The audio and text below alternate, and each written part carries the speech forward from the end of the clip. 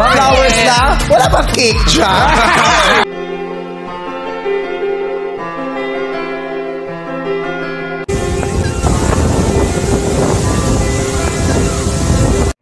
Tila isinampal ni Vice Ganda ang kanyang award sa mga bashers ngayong araw na to sa It's Showtime. Sa opening pa lamang ng It's Showtime ay binati na ng It's Showtime host si Vice Ganda sa achievement nito bilang first Filipino celebrity na mayroong 15 million followers sa Twitter.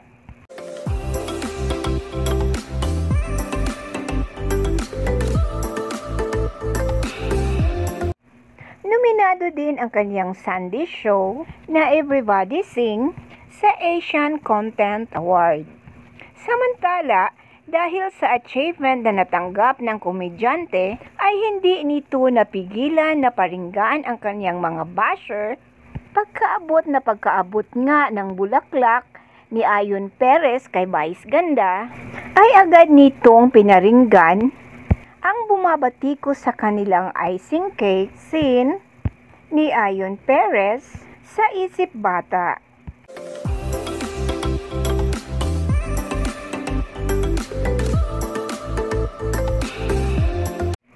Ayon kay Vice kay Ayon, ito naman ang tipid-tipid, flowers lang, wala bang cake dyan? Natawa naman ang mga It's Showtime host sa naging biro ni Vice. At hindi pa nga dito natapos ang pagpaparinig ni Vice Ganda sa kanyang mga bashers.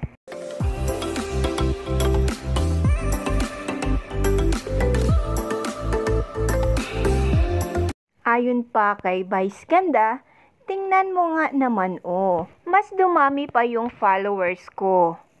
Mas marami pang nag-follows talaga. Sa lahat na naganap na ito mas tumagsa pa ang mga followers ko.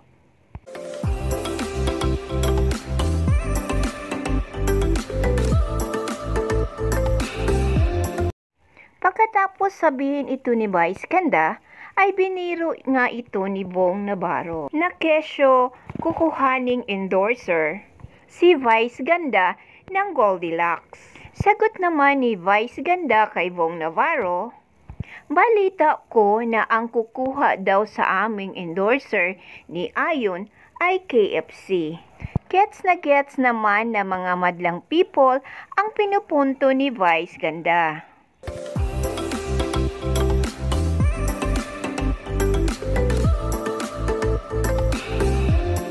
Dahil nga ito sa viral cake scene nila ni Ayon Perez, kung saan ay ginamit nila ang kanilang mga daliri sa pagkain ng cake.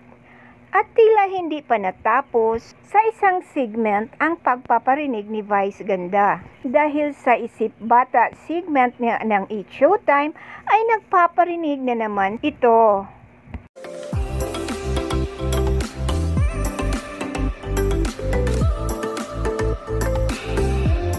Nang ipakita na kasi ng isang madlang hakot ang larawan ni Vice Ganda noon, ay napansin ni Ogie Alcacid na masaya si Vice Ganda sa litrato na binahagi ng nasabing contestant.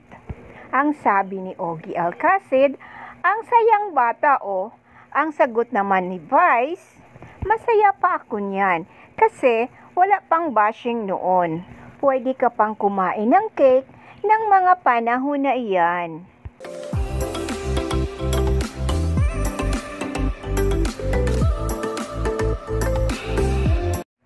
Samantala, marami namang Vice Ayon fans ang nakakaunawa sa sunod-sunod na parinig ni Vice sa mga bashers nito.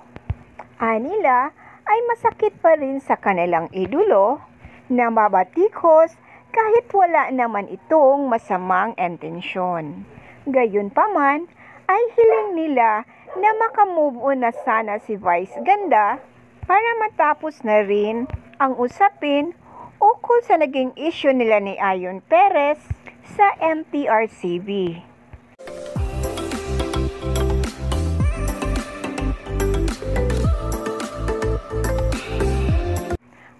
na rin pansinin pa ang social media influencer na si Renton Labrador para hindi na sila magamit nito at pagkakitaan.